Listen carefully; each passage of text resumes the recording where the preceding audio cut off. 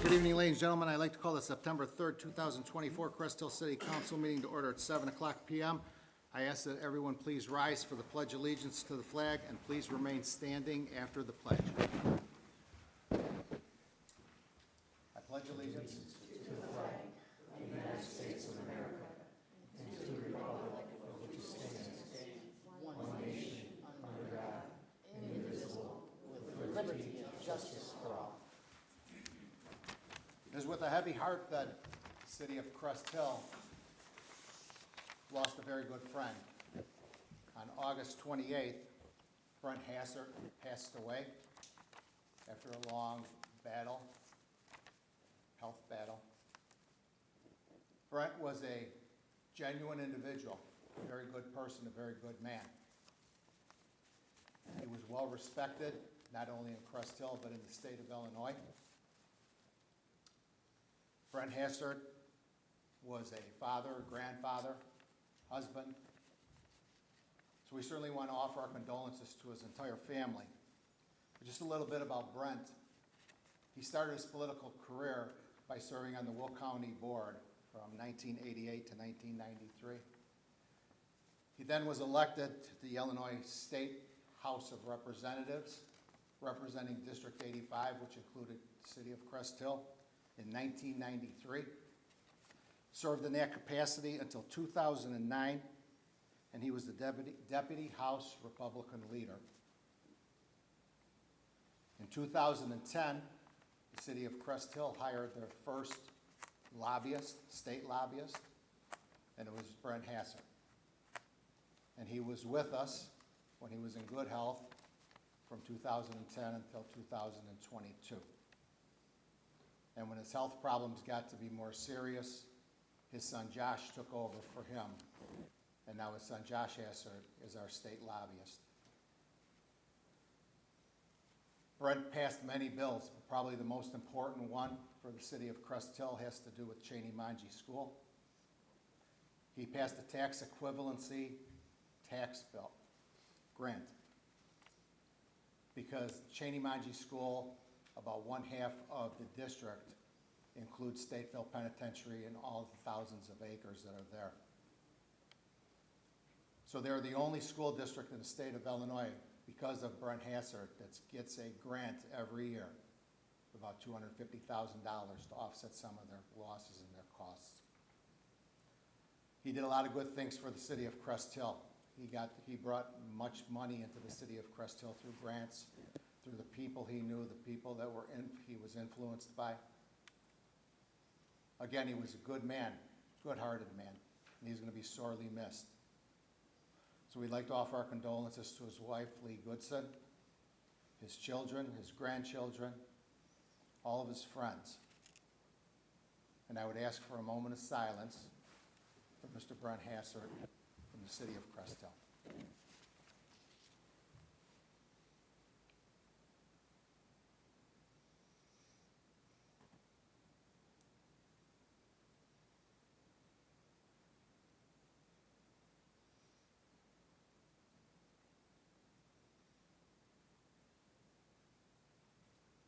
Thank you. Mayor, I'd like to make a comment. Sure. I've known Brent since I was 6 years old. He was good friends with my older siblings. So I've known him a very, very long time, decades and decades and more decades than I care to say. And he was always just the nicest man. He had the best wit, just really a caring individual. I never heard a bad thing come out of his mouth. So I especially want to send my best to the family. So thank you.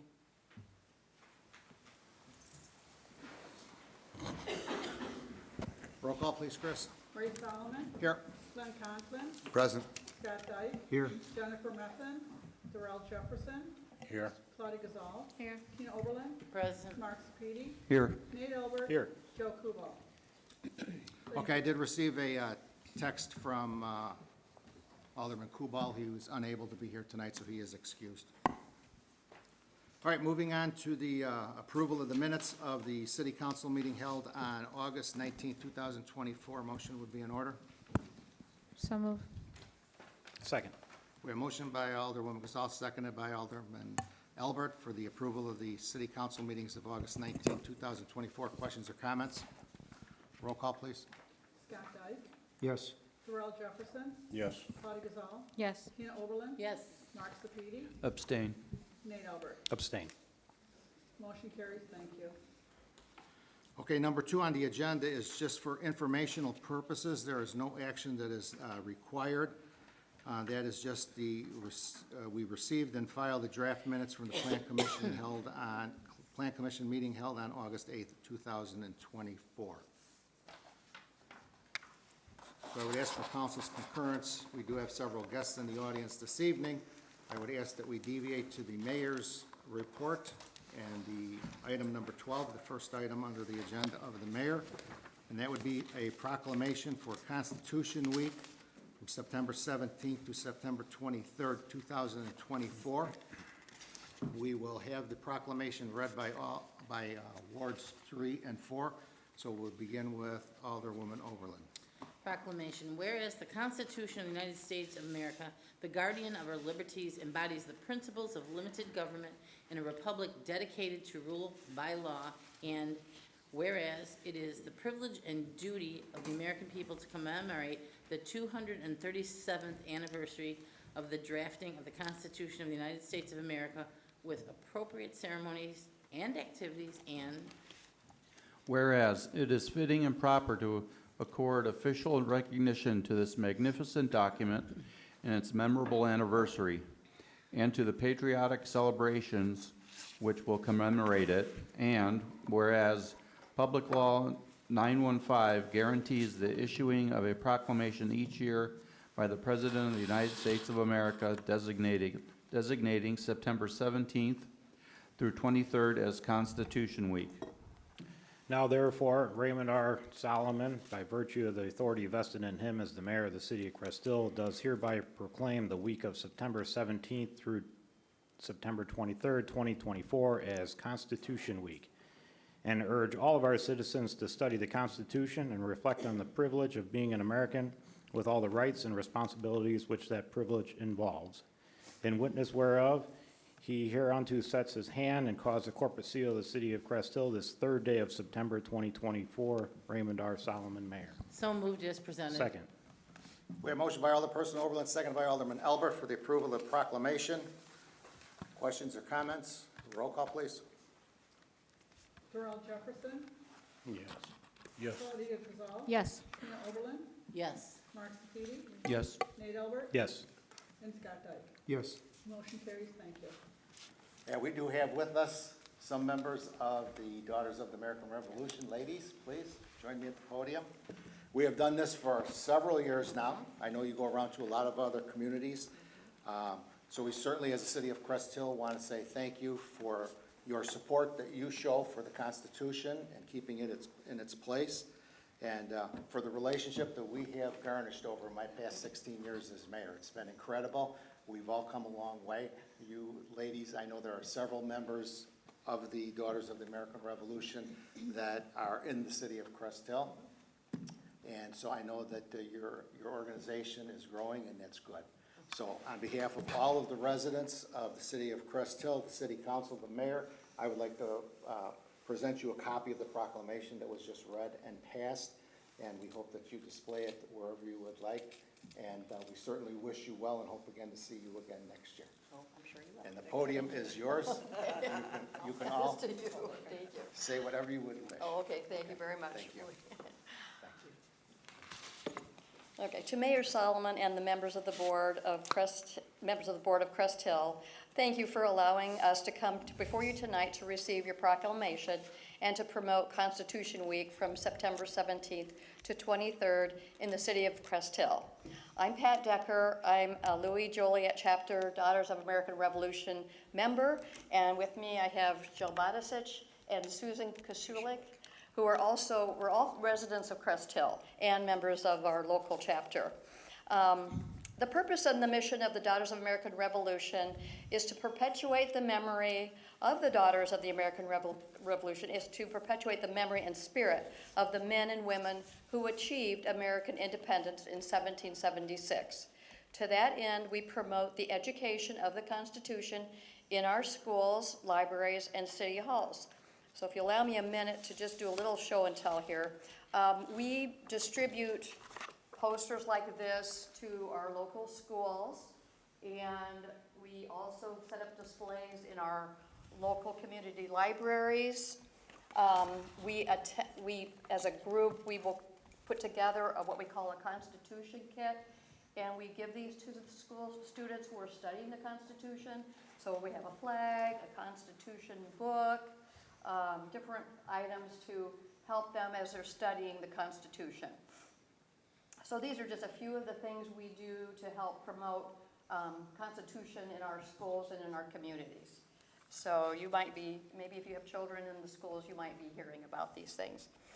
So we really appreciate the opportunity to come before you tonight and receive this proclamation, and we do look forward to coming back year after year. Thank you very much.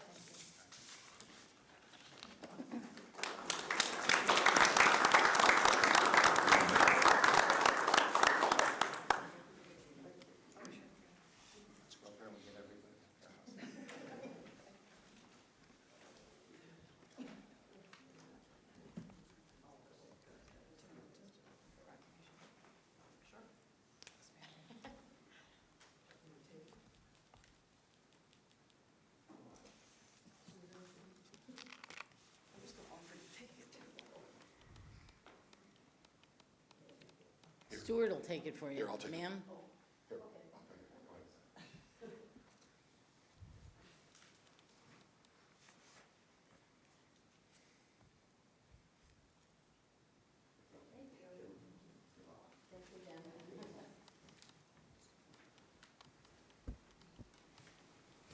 I have to say that Susan is our neighbor, Caroline Lakes. She lives right behind us, and she has one of the most gorgeous yards with all of her flowers, and she contributes very well to our sewer and water fund, I will say that. I'll open it up from city council if anybody would like to make any Well, comments. ladies, I want to thank you for all of your efforts, again, every year. It's very nice of you. And the other two ladies are my neighbors, and they also have lovely yards. So, yeah, Pat, you can't run without the comments. So thank you for what you do. I know it doesn't always get appreciated, but it is very important, and thank you so much. Thank you, ladies, for what you do. Thank you, ladies, for being here every year. It's good to see you again, and look forward to seeing you again next year, and thanks for all you do. Anybody else? Okay, ladies, thank you very much. Now you can go home. Have a good night. Okay, moving back to the agenda. Our city administrator, Tony Graff. Good evening, Tony. Good evening, Mayor, City Council. A few items tonight. On our facility, we do have the fire inspection and testing is going to be performed. And our basic line right now is our elevator, that we need to get that retested. The State Fire Marshal Office has given us an extension for compliance until the end of October, October 25th, and our firm is going to be out here on October 14th. We had a minor problem with the phone system. Otherwise, the elevator's safe as can be. So we'll have to have another retest. Regards to the windows up front, we still only have 2 vendors that have given proposals. We have contacted another Chicago vendor, still haven't received a proposal from them. If we don't get that third proposal, we'll be bringing something to the work session probably next week with the pricing on those, at least the 2 windows to get replaced right off the bat. And then we'll look at the other windows and what we need to do to prevent this from happening in the future. Nothing new to report in regards to our Grand Prairie Water Commission. The next meeting is the 5th of this week, actually, September 15th or September 5th. It's be Thursday. Stateville, they're still working, doing the due diligence on especially the infrastructure. We're hoping to have some type of information back by the middle or end of September. Still on schedule for that. Next Monday, you will be having the presentation by the Lockport Township Fire District Training Facility. They'll be coming in with their pre-plans in regards to the facility, and the design, and it's going through our staff review right now. So next Monday night, we got a small agenda, but very exciting agenda, I think, with the training facility. They're bringing a lot of good information, and they do have a design modified for the future range for the Lockport Police Department. Route 66, we're still working with the Heritage Corridor with the grant that we applied for. We're going to be bringing a presentation to the council probably on the September 23rd work session. They've given us a little bit more input on what they'd like to sort of promote for the next 3 years, especially for the 100th anniversary coming up on the 2026. So just focusing on our park here, but also on decorative lighting and other Route 66 themes. So you're going to see a revised narrative. We're going to bring it to you for a final. We met the deadline to say we're interested in the grant, but the final grant application for the Heritage Corridor, because they're the ones that are applying for this, they have to have that in by, I think it's the middle of October. So we do have some other suggestions, and we'd like to get some more feedback from the city council in regards to the park theme. Hopefully to try to get a few more dollars out of the grants over the next couple of years. Job announcements, we are going to be interviewing some HR resource managers. We got a few applicants that we're going to be doing some pre-screening, working with the treasurer's office with that. We had to re-advertise again for the building inspector's position. That was posted. And our public works superintendent's position, we did receive about 15 applications so far, and they're saying we're getting a lot more interest this time. Sort of expanded our horizons and trying to find more candidates. I think works well with GovHR doing the outreach to other sites. So Community Development Director, worked with that with Ron today, Ron Minster, our Community Development, and with Maribel about getting the announcement out for job announcement. We're going to try that internally we're going to do it. We're going to advertise to the same locations that GovHR advertised to, and we'll see what applicants we receive from those types of advertisements. Finance Director, the final review was done, so the job announcement is out there, and hopefully we got our first review in about 2 weeks. We'll see what type of candidates we receive for Finance Director. Mosquito spraying, I think we got one more coming up. Depends on weather. The weather's cooling down, so we'll keep you updated if there's going to be another spraying or not, depending on how cold it gets the next couple of weeks. Water meter replacement, it is working better. We've changed the method around to have 2 or 3 per day on a couple different days. I think we're doing Wednesdays and Thursdays, and then we're doing a few on trying to get 3 or 4 of them on Saturday mornings. So we're getting down to, our goal is to try to get down to 50 by the end of this month, and maybe to 50, maybe to the end by the end of October to replace all these water meters.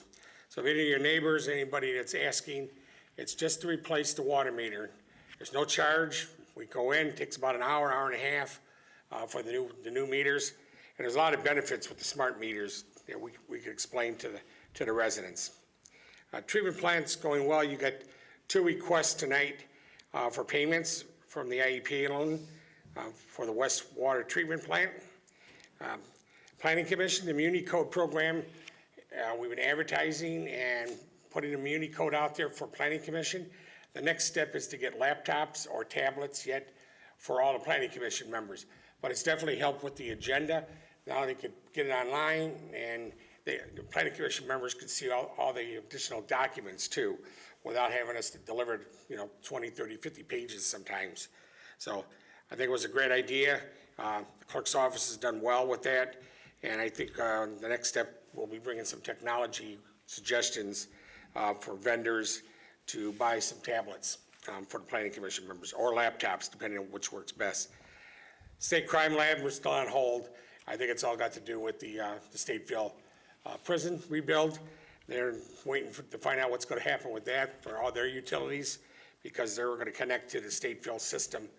So the architects, I think, are waiting to get plans from the state rebuild before they come up with their plans for the final for the lab. So got a couple of events coming up. One still with the library on the 29th, their Fall Fest event. Then, of course, tomorrow night, we have the premier Neighbors Night Out with our police department and other agencies assisting with the police department, with our community. If there's any questions, I'm glad to answer. I have a question. In regard the fire department, are we planning on notifying the resident that they're close to that facility? What was the question? Are we planning on notifying the residents in regard the fire department for the next meeting, since they live so close to that area? Well, we could we'll put out another announcement on Facebook, on the website about the concept plan, but it's still in design. We'll promote it's open to the public, invite the public to come to the meeting, but the formal public hearing, there will be a limit of 300 feet. We have to notify due to the fact of where they're at. The residents, there's a lot of residents that are close by, but they're probably more than a 300-foot area. So we'll have to talk about how we're going to maybe, outreach to that community. We might have to do something with either some hangers or promote through some type of announcements. I don't know if there's a neighborhood group out there that we could work with to sort There's of a promote. couple that I'm on, couple of groups, but I was asking more if we're gonna notify them, like you said, door hangers or send them letters. We can look at that. I'll work with Ron and with the planning commission when the public hearing is being announced to try to reach out to the residents. It's a good idea. Okay, and also for the mosquito, we do have one more spray, so usually we pay for it, and the weather's still gonna get hot this week, in the 80s, 90s. So we entitled for that last mosquito spray. If they're not gonna do it, I hope we're gonna get the discount for it. Well, we only pay per spray, the way the contract was written this time. So if we didn't do I think it was 4 or 5 sprays, we're just paying per spray. So We if only if the done weather, 4 so far, so it's still a lot of mosquitoes out there. yeah, I think we'll probably end up spraying again. I don't see us getting down to 35 degrees to where they could kill those little gnats, No. I had a, Oh, I was just gonna make one clarification, Tony, that Fall Fest at the White Oak Library is on Saturday, September 28th, Oh, from 10 a.m. to 2 p.m., so it's on Saturday, not Sunday. okay. Thanks for that. Tony, I had a couple questions. One is about Stateville and with the relocation of the inmates, and as was mentioned earlier, how the Cheney-Manji School District relies heavily on those as part of their population. What potentially, if this is going on for several years, which it probably will be until the new prison is built, how that could affect that school district? That's a good follow-up question we'll have to have with them. Nobody has mentioned, because it is a legislative act, that's going to be impacted. But talking to the legislators, they are aware of that special tax, but nobody has said it's going to disappear, but I'll ask again. Okay. Tony, I was wondering for the next work session, are we gonna have the Explorers on there, the discussion of those 2 Explorers we have from Public Works? Is that gonna be in the next work session?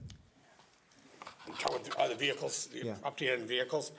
I know they're using them right now, but tomorrow at the staff meeting, I'll find out if we're going to bring it back for city council for reconsideration. But after the meeting, the Public Works Department is using the vehicles as part of their fleet.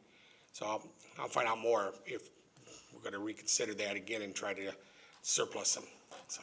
All right, then also I was wondering, over on Oakland Avenue, there's a bus lot that's between Rayner and Pasadena, and there's buses in there that are in disrepair. They're missing doors, windows. They haven't moved in a few years. I don't know if you could reach out to them to see about, some of those buses that are, I don't know if they're abandoned there or what the deal is with them. And that's part of the bus company's property? Yeah. Okay. Well, I'll talk to building department. Probably need to take a quick look. Okay, thank you. All right, thanks, Tony. Moving on to our city attorney, Mike Sanchi. Good evening, Mike. Good evening, Mayor, ladies and gentlemen of the City Council. I have nothing for you tonight, but I'm happy to answer any questions. Any questions of Mike? Yes, Mike Stiff sent an email about for referendum. Can we put this on the next agenda for discussion? Yes, we can, Sorry, Now you're on. thank you. Yes, I can have that put on the next work session agenda for discussion. All right, thank you. What was it, Claudia? I didn't hear you. Referendum is an email that was sent today. Anybody else? All right, thanks, Mike. Moving on to our Public Works Department, our Public Works Director, Mike Ulitz. Good evening, Mike. Good evening, Mayor and City Council. I have two items on the agenda. The first item is an approval of change order number 5 with the Vissering Construction for an addition of $36,428. The city staff, along with Strand Associates and Vissering, has made some modifications to the West Treatment Plant that has resulted in an addition of $36,428. With change order number 5, the original contract price was $50,640,000, and our current contract price with all these change orders is $49,404,381. Some of the items on the change order were to clean out some of the sludge from the bottom of the existing clarifiers 1, 2, 3, and 4, and some caulking some existing concrete masonry joints on some various filter buildings. We also have a deduct for removing structure 70 and ceramic tile and carpet and replace it with vinyl resilient flooring throughout the entire building. So move. Second. Can we do both of these together, Mike, or should they be separately? I would do them separately. Separately? Yes. All right, so we'll do the approval of the Vissering Construction Change Order number 5 with an addition of $36,428. It's motion by Alderwoman Gazal, seconded by Alderperson Oberlin. Questions or comments? Roll call. Mark Sepiti, Yes. Nate Albert. Yes. Scott Dyke, Yes. Darrell Jefferson, Yes. Claudia Gazal. Yes. And Tina Oberlin. Yes. Motion carries, thank you. And then I would The ask for a second mo- item on my agenda is payouts number 19 and 20 for, again, the West Treatment Plant for Vissering Construction. Payouts number 19 and 20 add our total together $2,830,038.38. They are for work performed in the month of July and the month of August. So moved as presented. Second. We have motion by Alderperson Oberlin, seconded by Alderman Albert for the approval of pay request number 19 and number 20 from Vissering Construction Incorporated with direction to send it to the IEPA for approval and disbursement for a total amount of $2,830,038. Questions or comments? Roll call.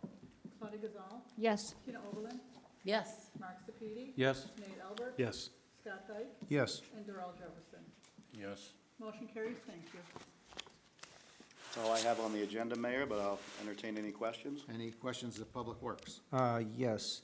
I was wondering if you could send the guys over to the old City Hall, the culvert there. Looks like it could use a cutting again.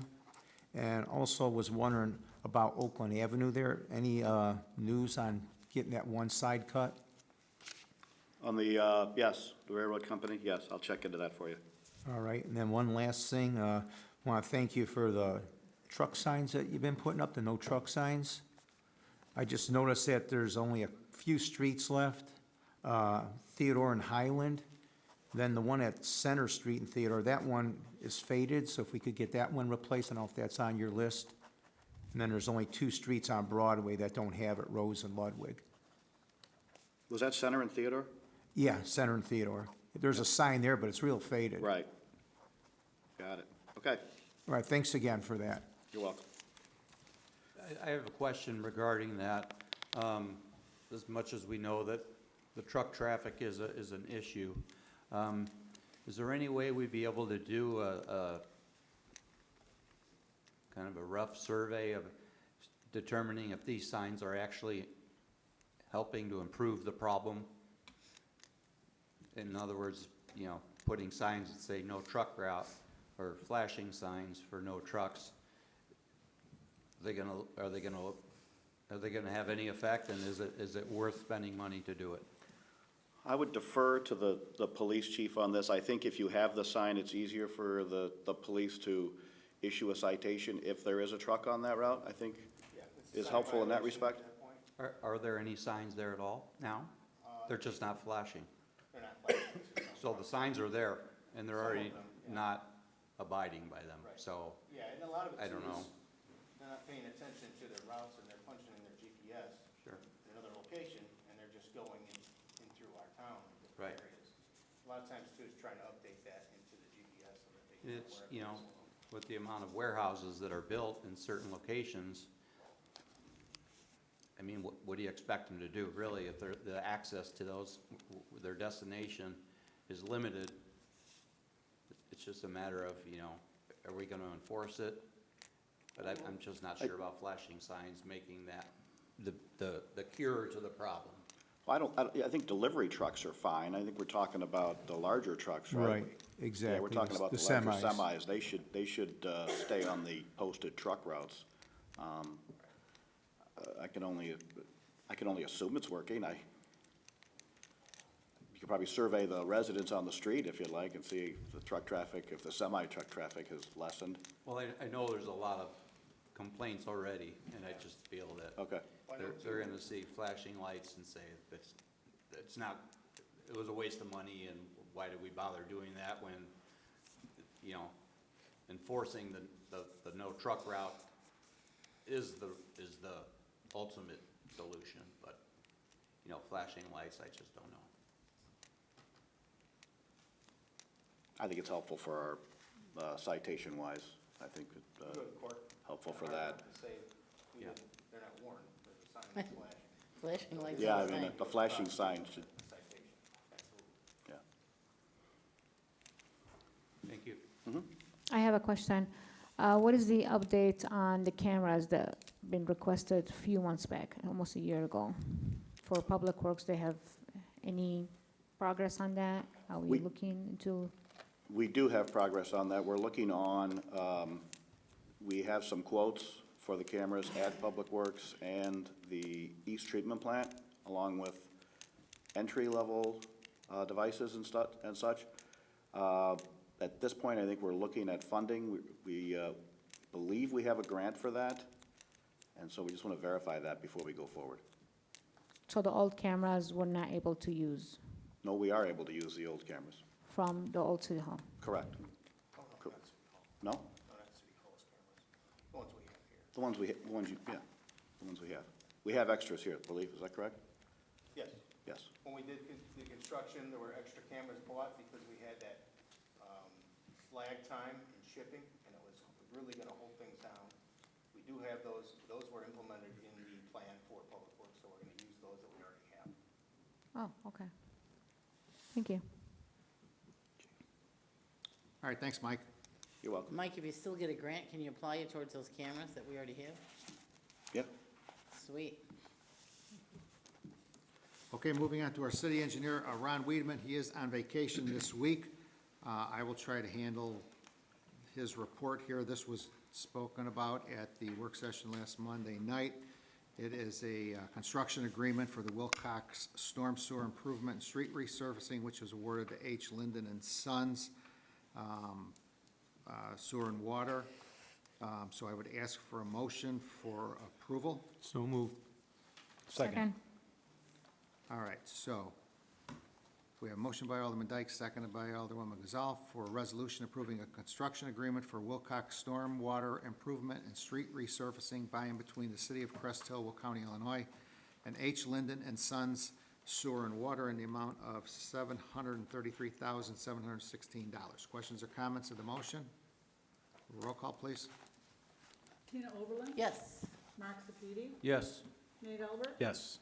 Scott Dyke. Yes. Darrell Jefferson. Yes. Claudia Gazal. Yes. Motion carries. Resolution 1258.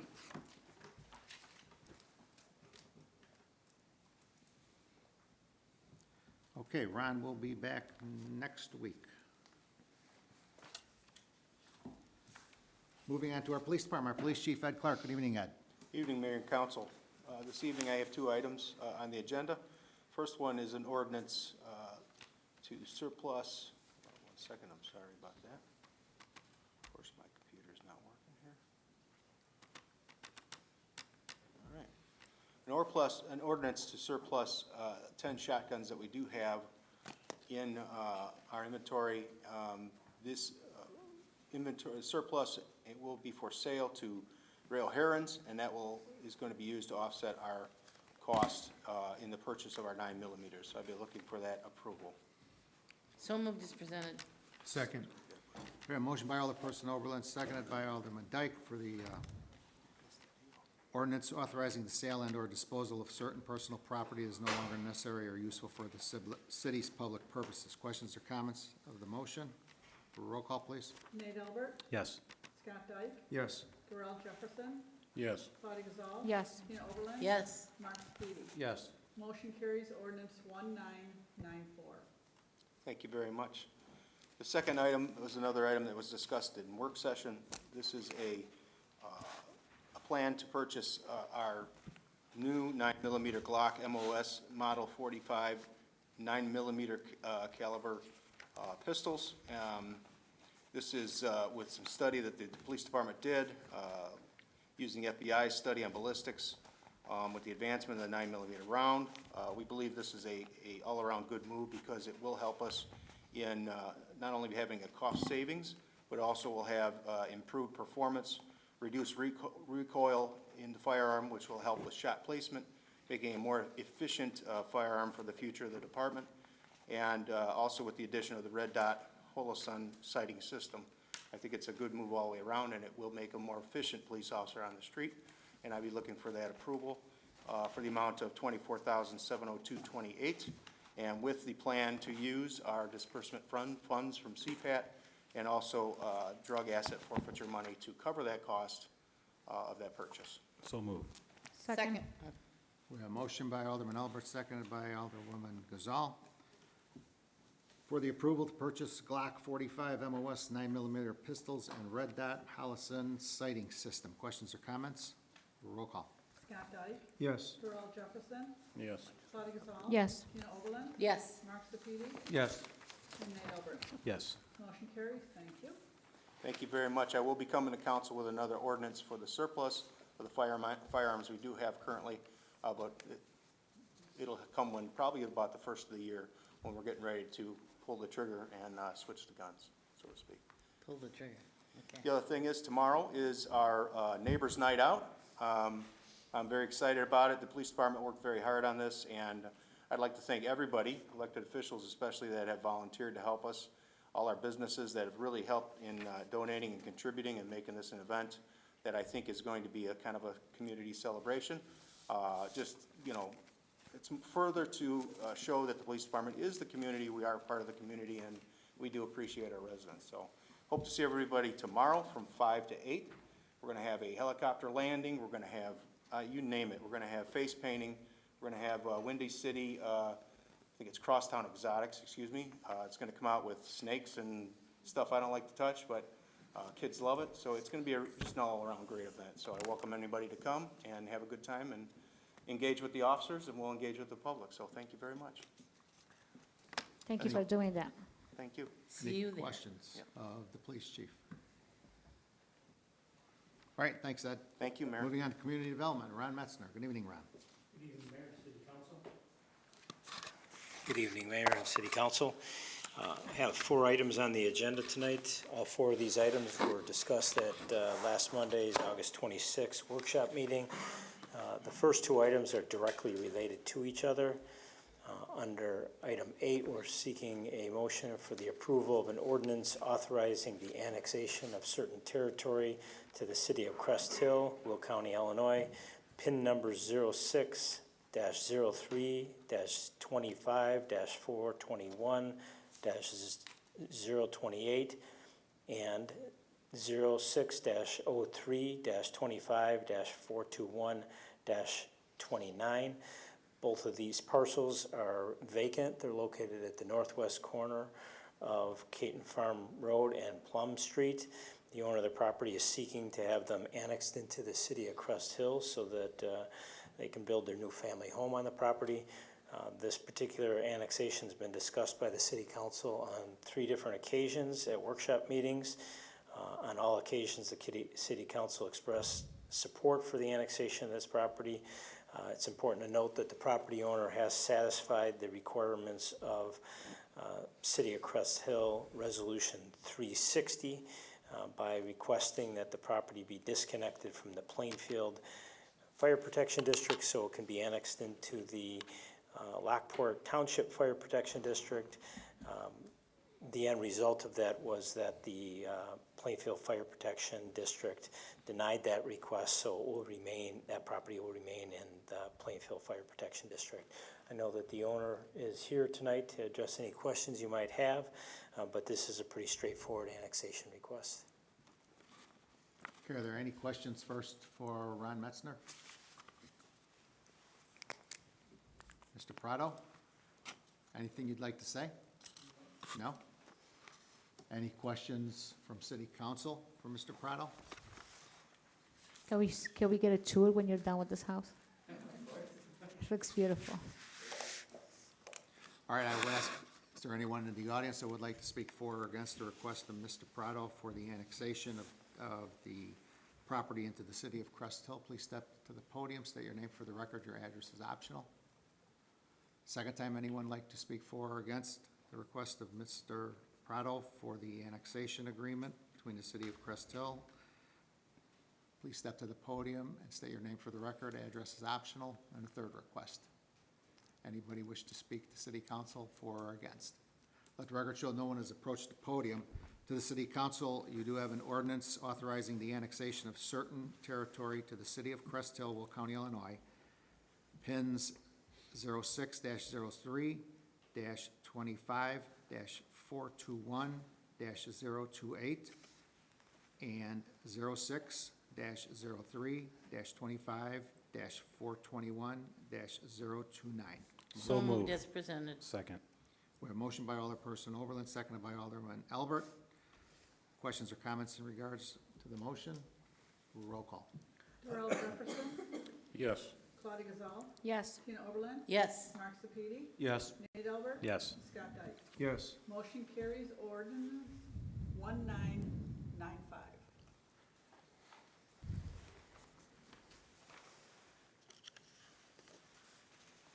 Okay, next one, Ron. Okay, under item 9, again, this is related to the same property we just discussed. On August 8th, the Plan Commission conducted a public hearing regarding the underlying zoning for the property and also a request from the property owner to have a reduced front yard setback along the Cape Farm Road frontage.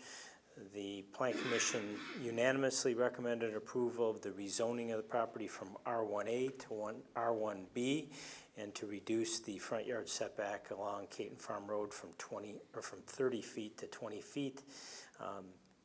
So we're seeking approval of an ordinance rezoning certain property annexed to the city of Crest Hill by ordinance number 1995 dated September 3rd, 2024, from Will County R3 to Crest Hill Single Family Residence District R1B, and approving the front yard setback variance from 30 feet to 20 feet with respect to the real property located at Plum Street and Keaton Farm Road, application of Rafael Prado in the city of Crest Hill. Any So questions moved. of Ron Metzner? Nope. Mr. Prado, once again, anything you'd like to address City Council with? All right, let me ask again, is there anyone in the audience that would like to speak for or against the request of Mr. Rafael Prado for the property at the northwest corner of Caton Farm Road and Plum Street for the rezoning and setback variation? Please step to the podium, state your name for the record, your address is optional. Second time, anyone would like to speak for or against the rezoning and setback variation request of Mr. Rafael Prado at the northwest corner of Caton Farm Road and Plum Street? Please step to the podium, state your name for the record, your address is optional. And a third time, if anyone would like to address City Council in regards to this matter, please step to the podium, state your name for the record, your address is optional. Let the record show that no one has approached the podium. There are no further questions from the City Council. I would ask for a motion for an ordinance rezoning certain property annexed to the city of Crest Hill dated September 3rd, 2024, from Will County R3 to Crest Hill Single Family Residence District R1B, and approving the front yard setback variance from 30 feet to 20 feet with respect to the real property located at Plum Street and Caton Farm Road, the application of Mr. Rafael Prado in the city of Crest Hill. So move. Second. A motion by Alderman Albert, seconded by Alderwoman Gazal. Questions or comments?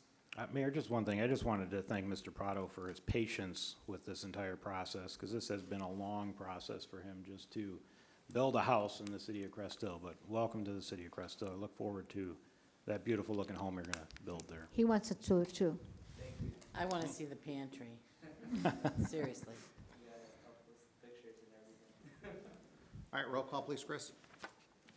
Tina Oberlin, Yes. Mark Sepiti, Yes. Nate Albert. Yes. Scott Dyke, Yes. Darrell Jefferson, Yes. and Claudia Gazal. Yes. Motion carries. Ordinance 1996.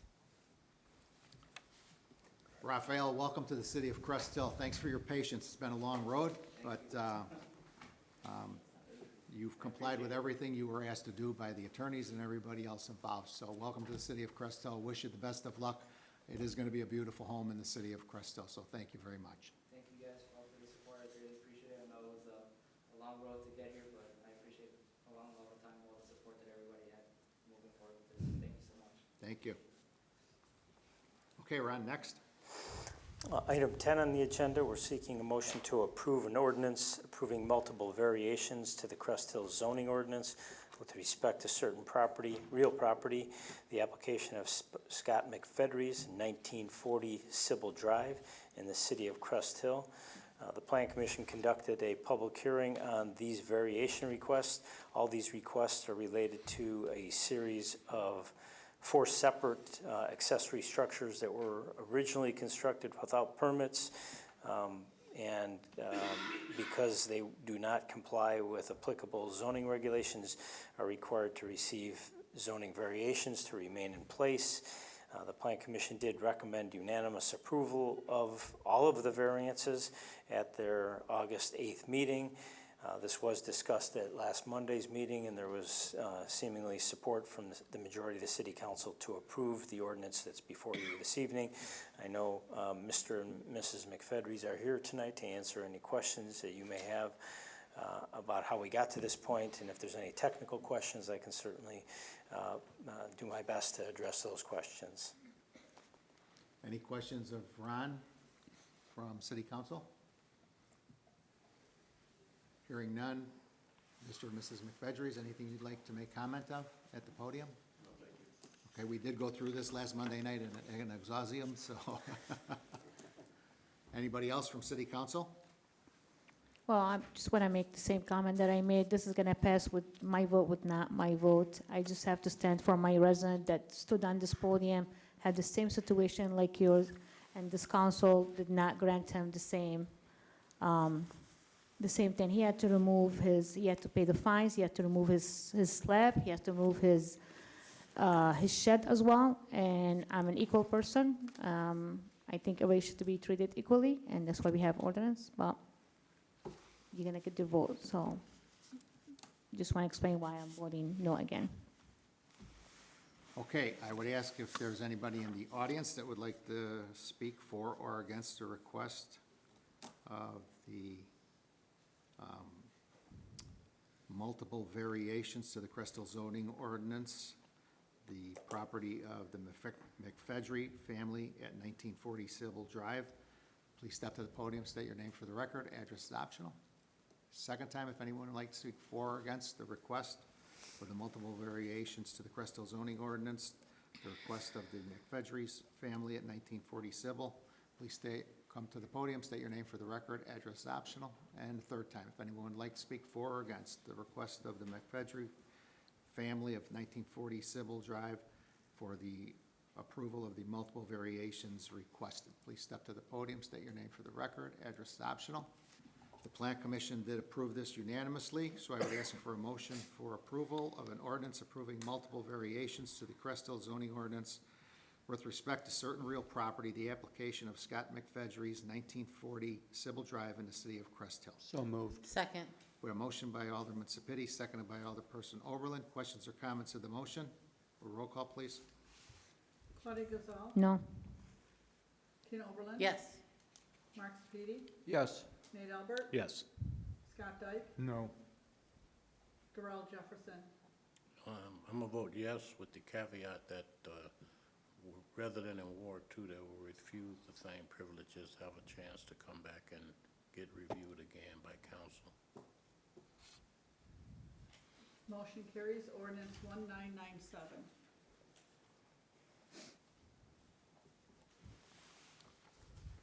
Okay, you're all set. Thank you for your cooperation also, and good luck. Thank you. Okay, next one, Ron? Item number 11 is a result of our ongoing efforts to audit the existing provisions of the city code and to align those provisions with current staffing, operational structures, and the systems of the city. For this ordinance, we're looking at the city's administrative citation and administrative hearing processes and the sections of the city code that govern those particular processes. And that's chapters 1.2, 1.24, and 1.28.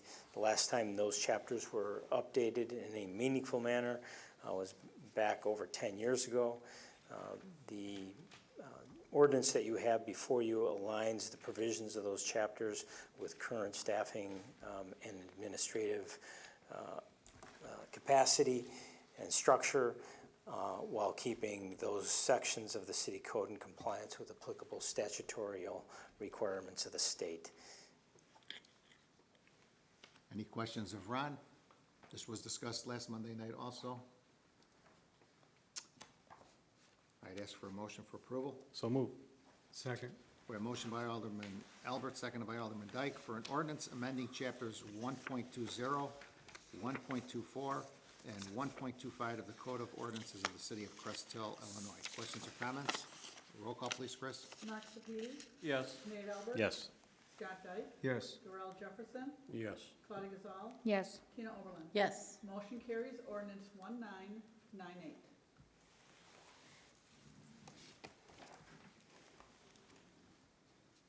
Okay, anything else, Ron? If you have any questions about any other items, I'd be happy to try to address those. Any questions of community development? Okay, thanks, Ron. Moving on to the mayor's report, we took care of the proclamation for the Daughters of the American Revolution. The only agenda item left is a proclamation for National Payroll Week. I did receive a request from the government liaison for the Chicago Payroll Chapter to support this proclamation. So I would ask for the reading of the proclamation. We will have wards 1 and 2 read the proclamation, and then we will vote on it. We'll begin with Alderman Dyke. Thank you, Mayor. Proclamation, whereas Payroll.org and its more than 20,000 members have launched a nationwide public awareness campaign that pays tribute to the nearly 150 million people who work in the United States and the payroll professionals who support the American system by paying wages, reporting worker earnings, and withholding federal employment taxes, and whereas payroll professionals in Crest Hill, Illinois play a key role in maintaining the economic health of Crest Hill, carrying out such diverse tasks as paying into the unemployment insurance system, providing information for child support enforcement, and carrying out tax withholding, reporting, and depositing, and Whereas payroll departments collectively spend more than $2.4 trillion annually complying with a myriad of federal and state wage and tax laws, and whereas payroll professionals play an increasingly important role in ensuring the economic security of American families by helping to identify non-custodial parents and making sure they comply with their child support mandates, and whereas payroll professionals have become increasingly proactive in educating both the business community and the public at large about the payroll tax withholding systems, and whereas payroll professionals meet regularly with federal and state tax officials to discuss both improving compliance with government procedures and how compliance can be achieved at less cost to both government and business. And Whereas the week in which Labor Day falls has been proclaimed National Payroll Week, I hereby give additional support to the effort of the people who work in Crest Hill, Illinois, and the payroll professions by the proclaiming the first full week of September Payroll Week. In witness whereof I have hereunto set my hand and caused the corporate seal of the city of Crest Hill this third day of September 2024, Raymond R. Solomon, Mayor. So moved. Second. We have a motion by Alderman Dyke, seconded by Alderwoman Gazal for the approval of the proclamation. Questions or comments? Roll call. Nate Albert, Yes. Scott Dyke, Yes. Darrell Jefferson, yes. Claudia Gazal, Yes. Tina Oberlin, Yes. and Mark Sepiti. Yes. Motion carries, thank you. Okay, that is it for the mayor's report. I'll answer any questions if anybody has any. Moving on to the city clerk's report, our city clerk, Christine Verche Hall. Good evening, Chris. Good evening. I have 2 requests for block parties. One is for Saturday, September 14th. They're asking to close off the east side of Lock Lane to Abbey Lane, and then Abbey Lane to Prestwick.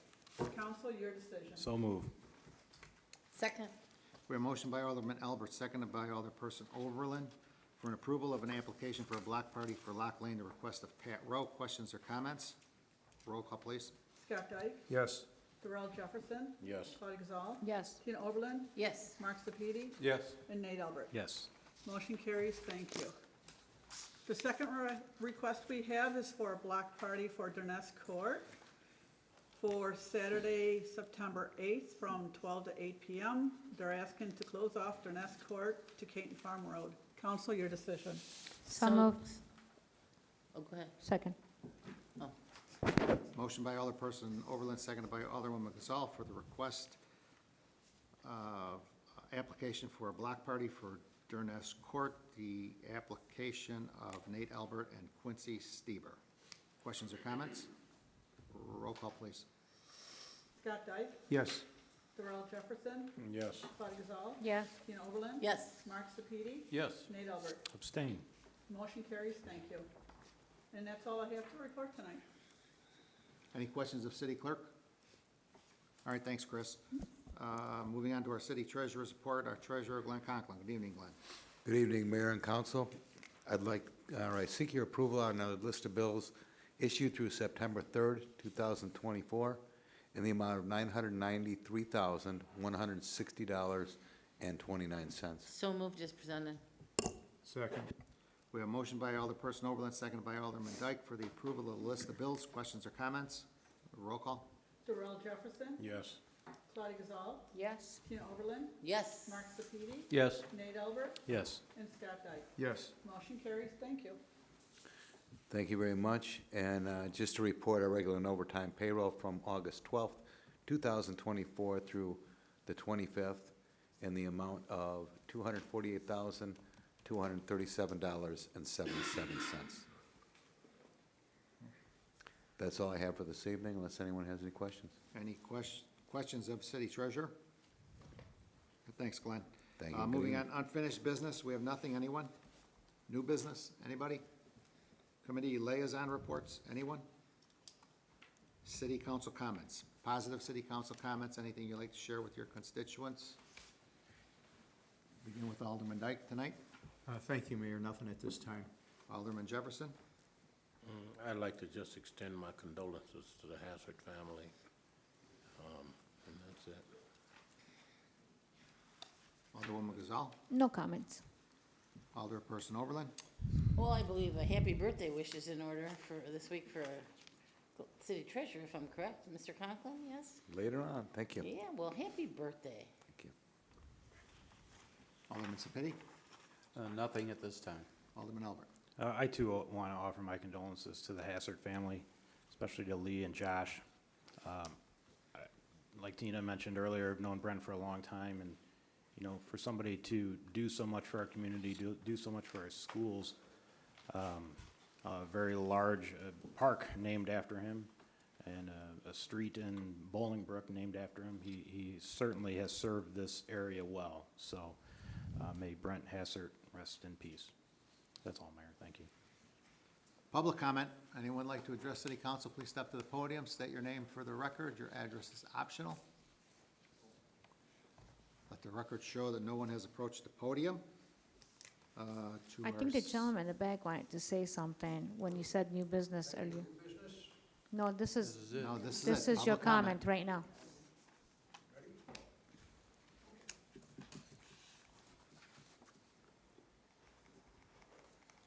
I really appreciate being here tonight. My name is George Cast, 2039 Water Tower Place, and I'm glad that we're gonna proclaim this as Constitution Week. This is kind of interesting that I'm here when you're gonna do that. Because I tried bringing some paperwork to the building department, maintenance department, and the police department last week. It all includes, it's about the Constitution of the United States. Apparently, nobody, even though we're celebrating the Constitution, knows a whole lot about the Constitution, I think. Because this city is violating some of its citizens' rights. Okay? Apparently, Crest Hill wants some of the neighbors on Gaylord to maintain city property with no pay, which is a violation of the 13th Amendment on involuntary servitude. We are threatened with having liens put on our property for not doing work for free to maintain your property. Okay? Got a letter from the Crest Hill, got the notice, put it on our doors and everything, and there's a little problem with us maintaining your property. A liability factor, I got AAA for both car and home, and told them what's going on, showed them the paperwork, and they say, why would you maintain city property? I says, good, that's a good question. I wish somebody answered that to me. Nobody here wanted a copy of the 13th Amendment. All three divisions refused to make a copy. Nobody wanted to hear about it. I talked to Mr. Utes over here. He didn't want to talk to me. Gave him showed him a copy. You want to make a copy of it? You want to read it? Involuntary servitude is against the federal Constitution under the 13th Amendment. Forcing people to work without pay. Liability factors happened, like AAA says, it's not your property. I cut the property, kick up a stone or rock, hits a car. Who are they going to come after? You or me? They see me cutting. If somehow somebody throws, and anybody been down Gaylord knows everybody throws garbage out the door, out the window into the parkways. So some kid rides her bike, cuts themselves. They see one of us neighbors, and there's other neighbors here that live there. And then AAA says, you're not supposed to be cutting that lawn. It's city property. So people are going to come after me. He says, eventually, maybe they will start helping us to fight you people who are violating federal law.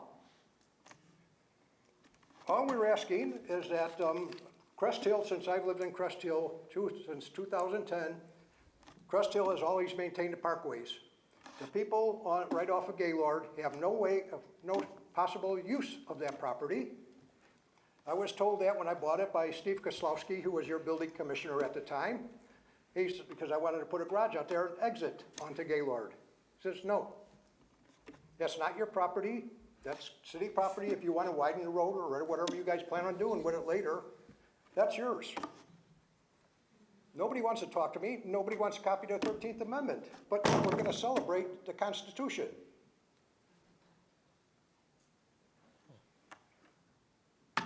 I mean, I could keep on going here, but I got copies here. If anybody here wants to see what the 13th Amendment says, that's here, even from Cornell University of Law, that says you cannot make us, it's a federal offense. George, so I understand your frustration, and I see a lot of the other neighbors that are here with the same problem.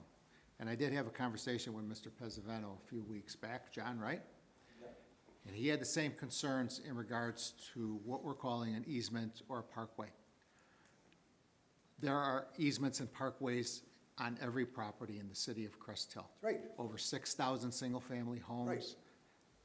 All of those people are asked by us to maintain that easement and that property. Well, I appreciate And, that. and probably 99.9% of them do maintain those. And we do too. Excuse me, let me finish.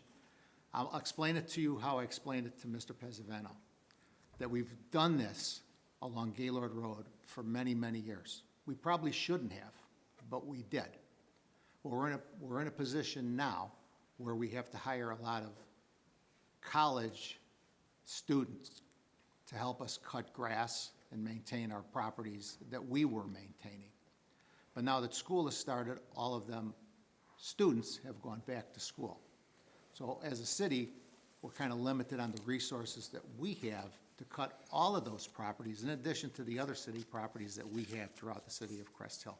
So we're asking for your cooperation. We're asking for all of the homeowners that are here, for your cooperation to cut that property for us. And I was just down Gaylord Road yesterday, and it is getting pretty, the weeds are getting 5-6 feet tall. Could And I it show look- you and- something? And it looks terrible. So we're asking for your cooperation to help us out, just like all the other homeowners do throughout the city of Crest Hill by shoveling their snow on their sidewalks. Right, okay. By cutting their grass in their parkways. Right. We're trying to make this city look more attractive than what it is. So again, I'm asking all of you for your cooperation. Now, can I say something, please? Absolutely. Okay, everybody that buys a house has to have a way, and they have parkways. You let people, and your people on the building commission authorize these parkways. They put a sidewalk there. A sidewalk to the street is your property, correct? But you have the right to stop people, if they don't cut that parkway, to go into their lot. That's assumed by any homeowner. This property has no use whatsoever to us people. We're not talking about it. All of us have maintained our front yards. All of us have maintained from the sidewalks where we have an entrance to our property. I don't know anybody here not maintain that? We're not refusing to cut our lawns. We're not refusing to cut the lawn that we have to use the city property in order to get onto our lawn. We have no rights to this stuff at all. You could go over there right now and say you're gonna put another lane of highway in there, but yet you're gonna tell us we're gonna do this on ours? Who's gonna pay for our lawnmowers if we break them? When all the people throw their crap out there on these parkways and you hit something, who's gonna pay for our lawn equipment?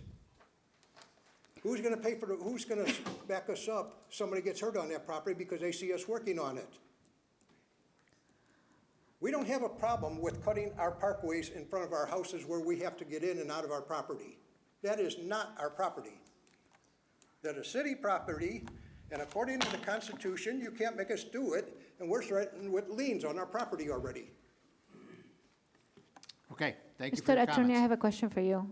I know this is public comment only, it's not a discussion, it seems like we're having a discussion here. Can we have this gentleman and these people come, and Mr. City Administrator, can we have them come next work session so we can have a dialogue back and forth and see what's the rules and what's the law and what they're allowed, what they're not allowed? Obviously, it's public comment, and we cannot have the dialogue, and which we're having right now, and it's past 3 minutes. So can we have them and help them and bring them to the next work session so we can have discussion back and forth with them? I mean, do we have to go to a civil rights lawyer? No, I'm just asking because we're not supposed to talk to you right now. It's public comments only, and we want to help you, so I think you should be on the work session where we can have an open dialogue and have a conversation. And I would like the attorney opinion on what he's saying as well. Every work session is an open meeting, and if it's the city council's pleasure to have this item placed on the agenda for a work session for discussion, there's nothing perfectly acceptable. It'll also give staff an opportunity to look into the claims that are being made. Well, I would like that on the agenda. I would like also to know, can the city force people to do that? I would like to know the legal aspect of it as well. I don't have a sophisticated answer for you off the cuff. I But you know that also have every- it by in a work session. I'm a Joliet resident, and Joliet requires me to take care of the parkway. It depends on whether or not it's an easement versus a fee right of way. It depends, there's any number of factors that could affect it, but we can look into it. But I would like to know the law part about it. Yes, ma'am. I know, like, I take care of my yard as well, you know? But I would like to know if a resident choose not to do it, legally, can the city do something against? Who has the right here? I would like to know the answer. We will look into that answer and get it for you. Thank you. You know, I think that, just my thoughts on this is that, like the gentleman said, most of us maintain the parkway in front of our house. He's talking about a parkway that's behind his house, behind his fence. This is a unique situation. It's not a typical lot where you have a parkway from the sidewalk to the street. I always, who maintains the property on the east side of Gaylord Road behind those homes? Do all those homeowners maintain that? I want to say something we've seen, the city, since we got these notices. Yeah, again, we have the an city open has been dialogue. cutting It's their public property on comment. the other side of the Gaylord. Well, I happen to know several homeowners on that side that do cut it themselves. On the corner there, both of the homeowners on the corner there, I know for. Well, that's their opportunity. No, I'm just saying, the city, I think the biggest area that got, the problem here is the fact that the city was cutting it and now they stopped. I think, you know, people And had if you gotten like, used to I it. could come up and I could show you a picture of something. No, you don't, George, I see it every day. I live right there. I know you do. And go you see by what's it behind my twice. house too then. I do, I see it every day. I understand. Weeds See, that again, high, and you're can we gonna put this complain. on the agenda where this is public comment? We picking and choosing when we're gonna do a dialogue, we're picking and choosing when, and we like, talked about that since last week. Nate mentioned, I didn't even know that was behind. Thank you for clarifying that. Now we're forcing people to do something they should not entitled to do it. I thought it was the parkway, and you're right, I didn't know it was behind. Why are we allowing this? And this is where my frustration comes in when we have these surprises at our meetings, where all of this could have been talked about, either in an email or whatnot, but I drive past and I see the long grass there and wonder what happened, why has it changed? The city, in my opinion, see, I'm of the mindset we don't need to bring them back to another meeting, because the city, like George said, should be maintaining that property. Yeah, We have been, we should continue to.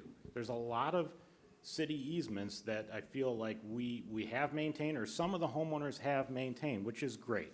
But the moment that they stop, unfortunately, we have to pick it up and do it. well, he and get said it done. parkway, and that's why I was confused. To me, parkway is a parkway, but I didn't realize what you're stating, it was behind his house. We can't force people to do that. And when you're asking for cooperation, no, I mean, in his age, and not everybody has the time and the money and the gas and the lawnmowers to, you know, to maintain city property. If somebody wants to do it, you know, And could I say out of their another good thing? heart is one thing, but we can't force people to do it. And could I say another thing? Like a lot of the people have fences in their backyard. They don't even have exit, a way to get out. They have to walk around the block to get to their park, to the I park think where they they all cut their do, lawn. yeah. Okay, thanks for your comments, George. This is public comment, if anybody else would like to Anybody? make comment. Name for the record. Come on in. George. You're welcome. My name's Christian Ortiz, 2014 Water Tower Place. I'm up here for the same thing George just said. I looked it up, and what I found in the Illinois Municipality League is that Crest Hill is a non-home rule municipality. And according to that, you can't even make us do the front or the back. And I have a paper here, there's case law here, I can give it to the attorney if he'd like to see. I know we can't go back and forth, that's fine. I mean, Article 7, Section 7 of the Illinois Constitution, there's no statute saying that we have to maintain that. There's no Illinois statute saying we have to maintain those parts. Now, home rule cities can because they affect the local, like the immediate local, the way it looks. Yous can't. We're not even at 25,000 to meet the threshold of being that. We're at 21,000. And Mayor, to city, I'm hearing you telling us you're asking us for a favor followed by a threat. Under the color of law, we have inspectors coming up to us, handing us tickets that I have here. I have a letter with the mechanic's lien on my property. I mean, what kind of favor are you asking us for? Do it or you get this? I mean, are you aware that's what's happening? I am. How is that a That's how favor? they're treated the same way throughout the entire How city. is that a favor, though, is what I'm asking. How are you asking us to do you a favor under a threat? Okay. I think that's even against the law, under color of law. You can't sit there and use your authority to make us do something that's illegal. On top of that, it touches on his 13th Amendment perfectly. The fact that you don't even have the authority to make us do it is 100% is this, at the 13th Amendment. You're making us do something under the color, but it's the government making us do something we don't have to do. I have the paperwork here. I'm sure your attorney will look it up and everything. I got case laws highlighted and everything. I mean, does Crest still have the authority to do it? Who made this decision? When was this ordinance passed? Was it an ordinance? Because when I called, they said it's an ordinance. When I look up the 1224 streets and sidewalks, nothing can be found that addresses maintenance of those things that we're talking about. When I look at the 1884 subdivision regulations, nothing. So there's not even an ordinance or anything telling us we have to. And again, it says right here, I'm not gonna look through the thing, I only highlighted a couple. There's a case law saying, they appealed it, saying that we don't even have to do the ice in front of our house. Now the Supreme Court said we do because it's a privilege to have that there. But we don't have to do the front where the mailbox is at. Joliet does. They're at the threshold. They're over 25,000. So is Shorewood. So is Romeoville. Not Crest Hill. I was talking to somebody the other day, cordial conversation I was having with them. Perfect, back and forth. We were like, man, we'll mow that lawn. It wasn't until I hear the inspector tell me I'll be back in 5 days to make sure you mowed that lawn. If not, you're gonna get a fine. Who's coming to my house threatening me with something like that? 20-some years, 10 years of doing it, mowing it yourselves in Crest Hill. They're doing it across the street. So if they're doing the courtesy across the street, they can't do it across the street where we live. There's older gentlemen here. I could do it. I'll go out there and mow the lawn. I have no problem doing it. But there's older people here. There's people down the block that can't even do it. They can't even do it. So I don't think that this is right. I would like to know, why was this even done like this? Like, you really just sent a letter. Sent us all a letter. If you don't do it, that's it. You are gonna get fined, a lien. Why would you threaten your own residents? Why not just call us? Hey, we have a problem. We need money. We need more money here. Let's figure this out. Could you help us? Not send us a letter saying, do it or you get a fine. That's really all I have. Okay, thanks for your comments. Anybody else?